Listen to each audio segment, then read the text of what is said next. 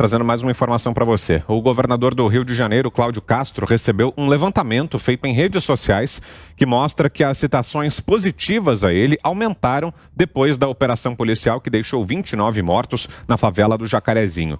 Um dia antes da invasão da polícia, apenas 12% das citações sobre o governador eram consideradas positivas. No dia da intervenção, o percentual saltou para 41%. Já as citações negativas caíram de 50% para 41% e as neutras passaram de 38% para 18%.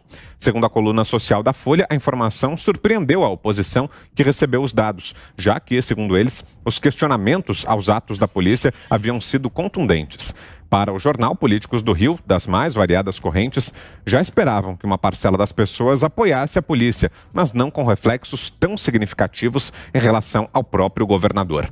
E sobre essa operação, nós temos um convidado agora, vamos conversar com Marcelo Rocha Monteiro, procurador de Justiça, professor da UERJ, vice-presidente do Conselho de Segurança Pública do Estado do Rio de Janeiro, está conosco aqui. Tudo bem, procurador? Seja bem-vindo, obrigado pela presença aqui no programa. Uma boa noite. Boa noite, muito obrigado pelo convite. Uma alegria estar aqui nesse programa do qual eu sou um fã. Obrigado. Procurador, qual a opinião do senhor a respeito dessa operação da semana passada no Jacarezinho? Eu achei interessante você mencionar que políticos da oposição ficaram surpresos com o resultado da pesquisa, né? Quem fica surpreso é quem vive numa bolha, né? Porque a população não aguenta mais a criminalidade aqui do Rio de Janeiro, né? É uma coisa impressionante, principalmente a população humilde, né? População que vive nessas comunidades, né? Foi uma operação antecedida de 10 meses de planejamento, de coleta de informações, de inteligência, tá?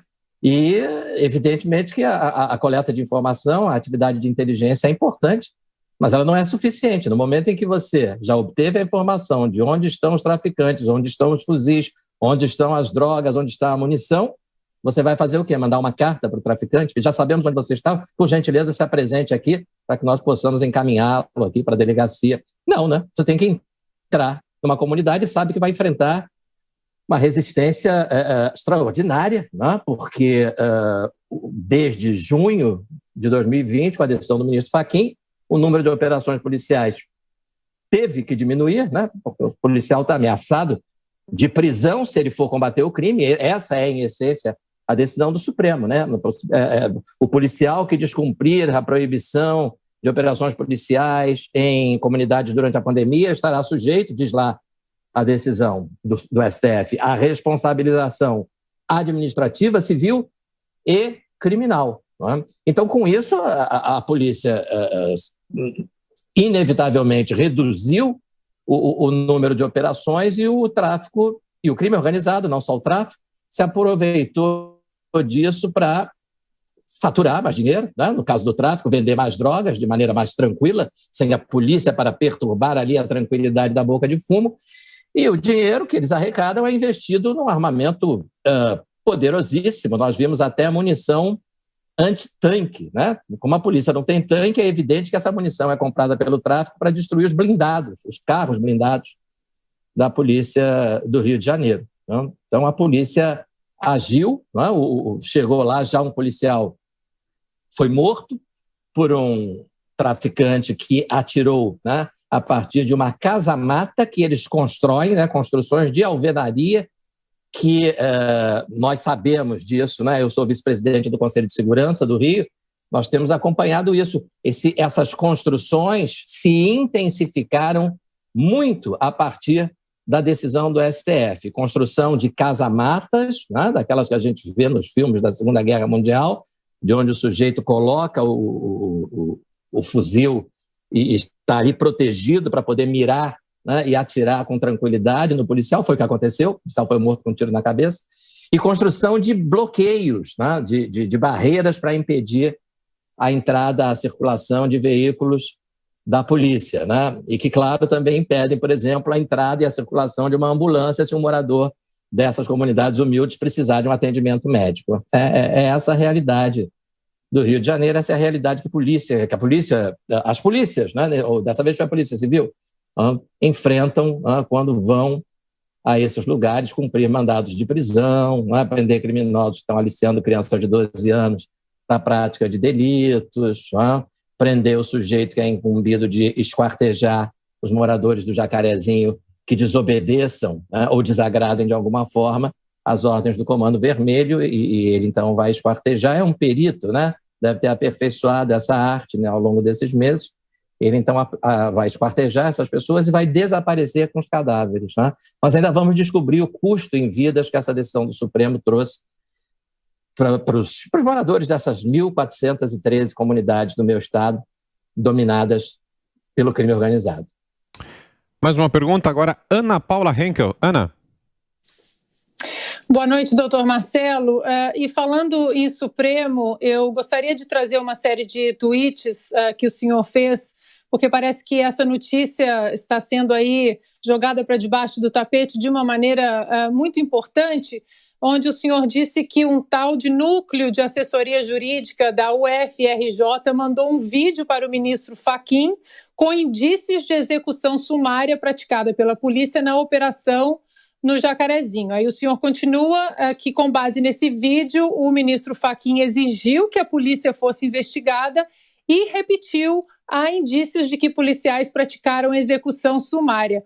Porém, o vídeo era falso e agora o tal núcleo, que é da Faculdade de Direito da UFRJ, teve que reconhecer isso e pedir a Fachin que exclua o vídeo dos autos. Isso aqui, doutor Marcelo, é inacreditável. Eu gostaria que o senhor explicasse para a gente. Eu até comentei, né, que a UFRJ, a Universidade Federal do Rio de Janeiro, né, o Supremo Tribunal é federal, então a universidade é federal, o tribunal é federal, mas o vexame é mundial, né, porque eles mandam um vídeo falso, né, e imediatamente o ministro exige uma investigação, né,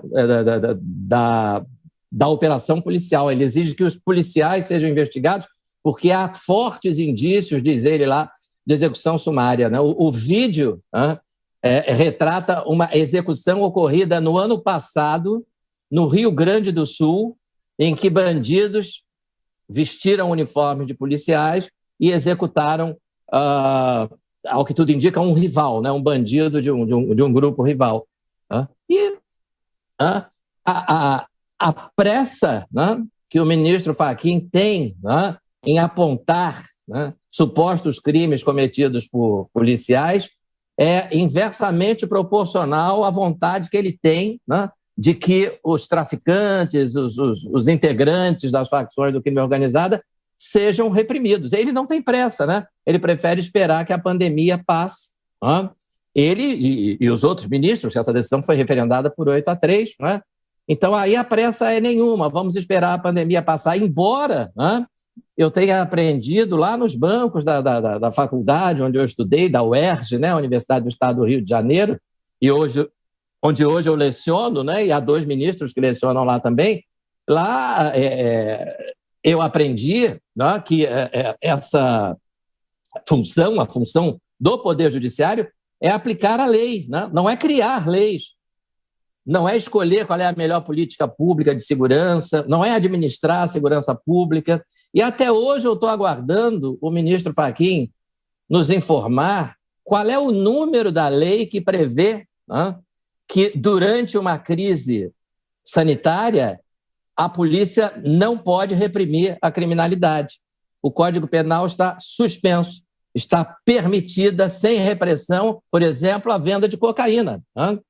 E ele não nos diz que número tem essa lei, né? Nem vai nos dizer, porque ele não aplicou lei nenhuma, essa lei não existe. Né? Ele aplicou a visão política dele, a visão ideológica, a visão de mundo que ele tem, né?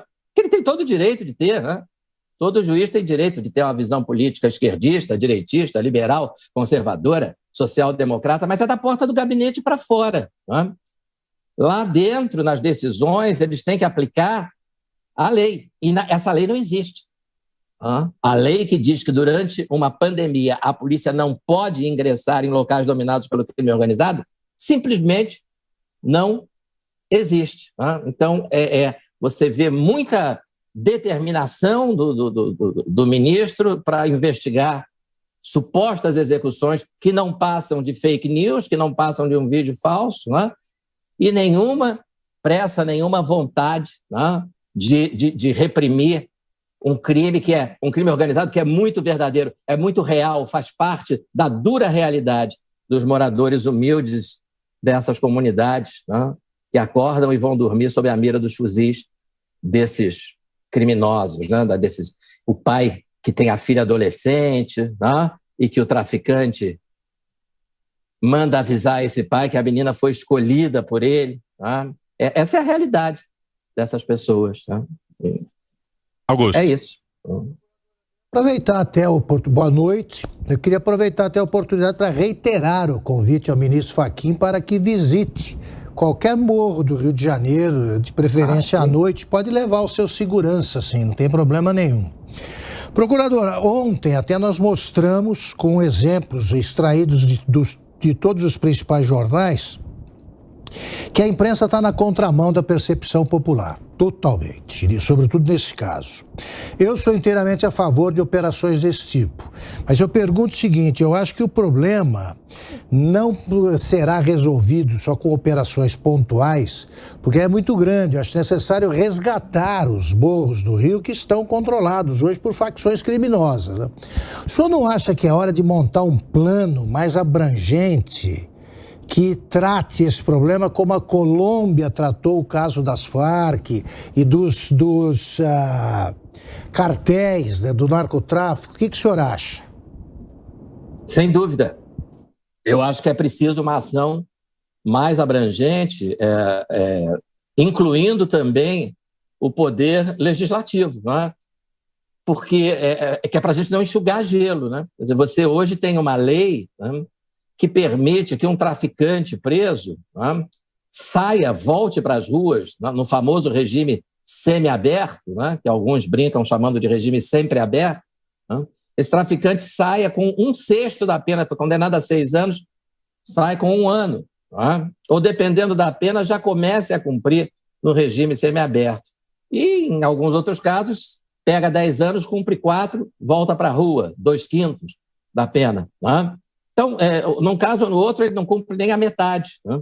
Então, você tem uma alta rotatividade. Né? O sujeito vai ser beneficiado com muita frequência por uma alteração na nossa legislação, a lei de entorpecentes, a nova lei de entorpecentes, criou a figura do tráfico privilegiado, que é uma porta escancarada para a impunidade. Né? Ela dá uma pena bem reduzida, que já começa a ser cumprida em regime semiaberto ou aberto, o sujeito nem fica em regime fechado, dia nenhum, caso não se comprove que ele é integrante de uma facção criminosa, né? Uma espécie assim de um traficante freelance. Né? Ora, no Rio de Janeiro existem 3 facções criminosas que disputam a tiros, né, o território. Imagina se elas vão permitir que um sujeito chegue ali, dá licença, eu vim aqui vender a minha cocaína, né? Não faço parte aí da facção de vocês, vou ficar aqui tranquilamente. Isso não existe, né? Isso não existe. O sujeito vai ser morto imediatamente. Só vão deixar que ele venda a droga se ele vender a droga daquela facção que domina aquela comunidade. Olha o que eles investem em armamento, né? Esses armamentos todos que vocês viram não é só para atirar na polícia, não. Né? É para atirar nos criminosos das outras facções. Então, você tem uma bobagem dessa na lei que é mais uma brecha para essas pessoas. A polícia prende, daqui a pouco o sujeito está solto. Nosso tempo já está quase esgotado, procurador, mas rapidamente a gente faz aqui as nossas 2 últimas perguntas. O Guilherme Fiuza e, na sequência, também José Maria Trindade. Por favor, Fiuza. Doutor, boa noite.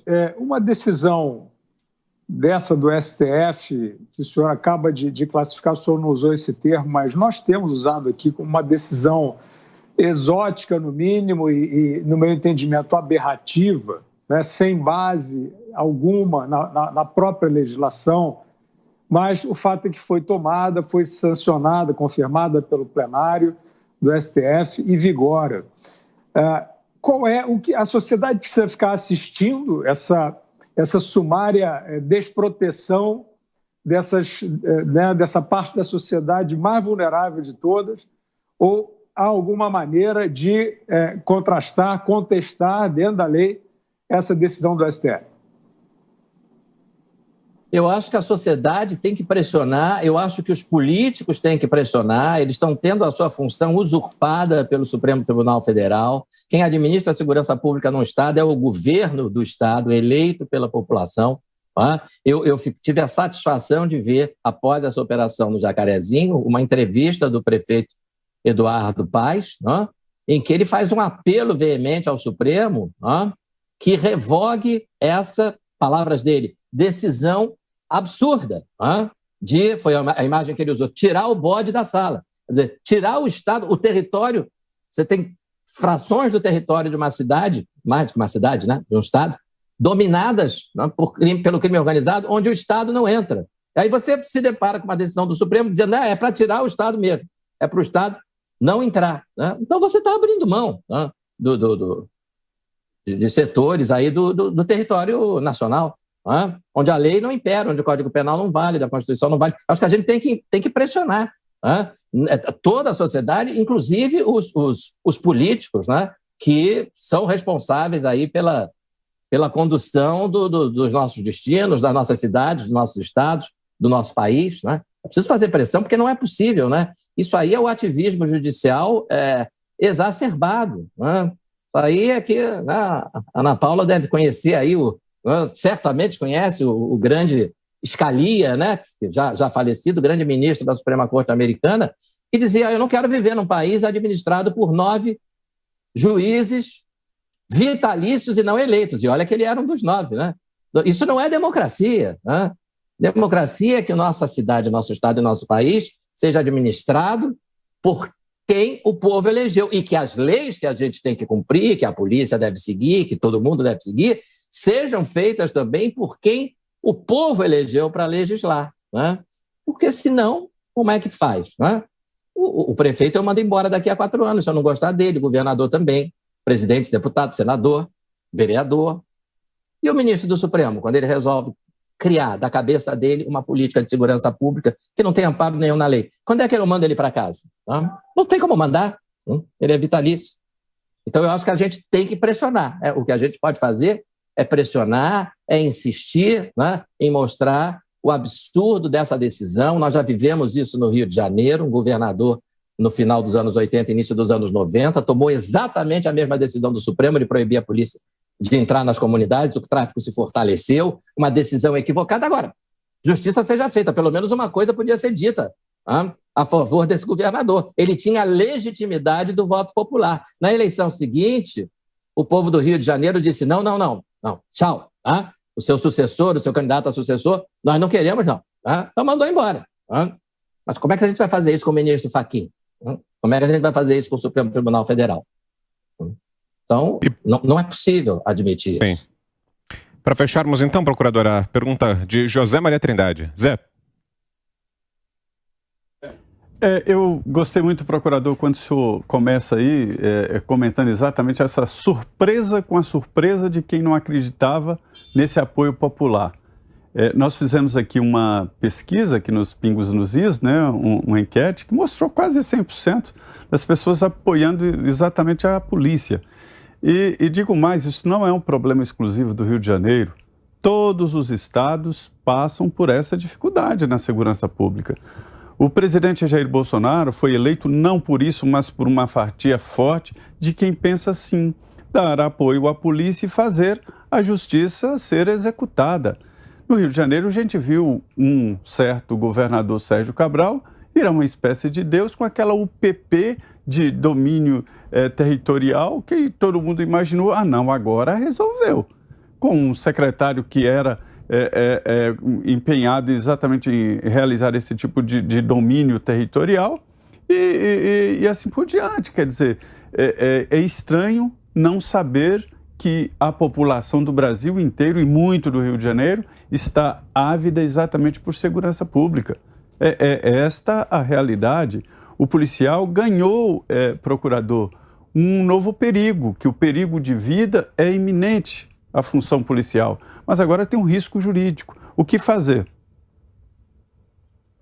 Exatamente, Você coloca uma pressão sobre o policial, que já não bastasse a pressão de ter que enfrentar criminoso de fuzil, de submetralhadora, com munição até para destruir carro blindado, ele está sujeito a essa decisão que, além do desastre que ela é em si, tanto pela falta é o que eu chamo de a dupla falta de competência do Supremo. Falta competência no sentido que o leigo usa a palavra, né? Os ministros do Supremo não entendem absolutamente nada de segurança pública. O que não é demérito, eles não têm que entender mesmo, tem que entender de direito. Quem tem que administrar a segurança pública é a polícia. E, além disso, a falta de competência no sentido que a gente usa a palavra no meio jurídico, né? Eles não têm atribuição, não têm legitimidade para tomar esse tipo de decisão. Quer dizer, não bastasse isso, você tem uma decisão completamente vaga, né? Porque ela diz que só admite operações policiais em situações excepcionais. Então, eu perguntaria para o ministro Fachin o que ele acha que é excepcional. Aliás, eu até reformularia. Eu pergunto para ele o que ele acha que não é excepcional na vida dessas comunidades. Quer dizer, ser dominado por um grupo de criminosos, né, que alicia criança de 12 anos para praticar crime, não é excepcional? Será que isso é normal para o ministro?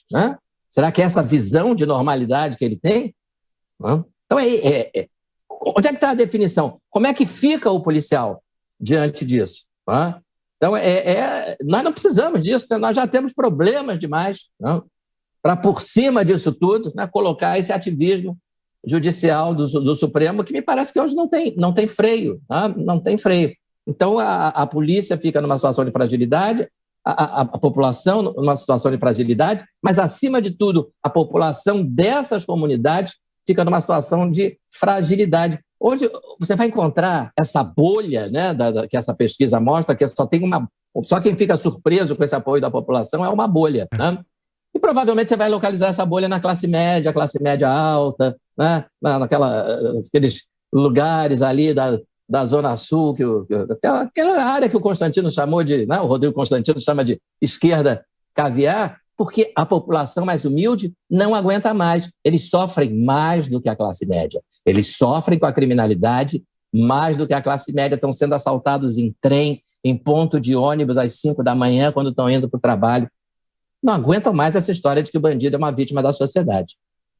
Muito bem, esse é o procurador Marcelo Rocha Monteiro, também professor da UERJ, presidente do Conselho de Segurança Pública do Estado do Rio de Janeiro. Esteve conosco aqui em Os Pingos nos Is. Obrigado pela entrevista, procurador. Boa noite. Obrigado, boa noite.